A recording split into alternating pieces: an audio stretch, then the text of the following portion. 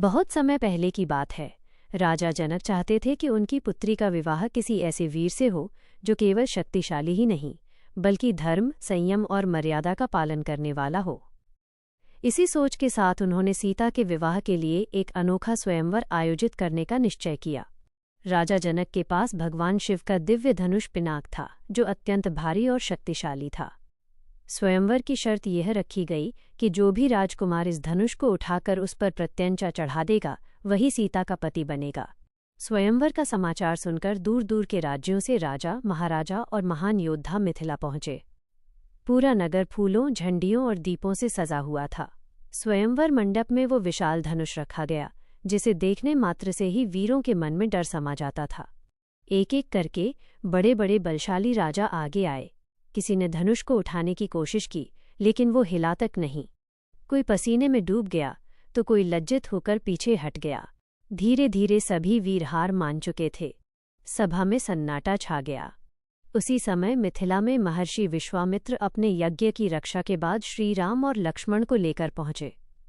श्रीराम तब युवा थे, लेकिन उनके चेहरे पर तेज, आंखों में शांति और व्यवहार में गहरी विनम्रता थी। राजा जनक ने विश्वामित्र जी से अनुरोध किया कि श्रीराम भी धनुष को देखने का प्रयास करें। विश्वामित्र जी ने श्रीराम को आज्ञा दी। श्रीराम शांत भाव से आगे बढ़े। पूरी सभा उन्हें देखने लगी। कुछ लोग मन ही मन सोचने लगे कि इतने कोमल से दिखने वाले युवक से यह असंभव कार्य कैसे होगा। श्रीराम ने पहले धनुष को प्रणाम किया, फिर सहज भाव से उसे उठाया। जैसे ही धनुष ऊपर उठा, सभा में आश्चर्य की लहर दौड़ गई। फिर श्रीराम ने प्रत्यंचा चढ़ाने का प्रयास किया और उसी क्षण भीषण गर्जना के साथ धनुष टूट गया। धरती कांप उठी, आकाश गूंज उठा। राजा जनक की आंखों में आंसू आ गए। उन्होंने कहा, आज मेरी प्रतिज्ञा पूरी हुई। मेरी पुत्री को योग्य वर मिल गया।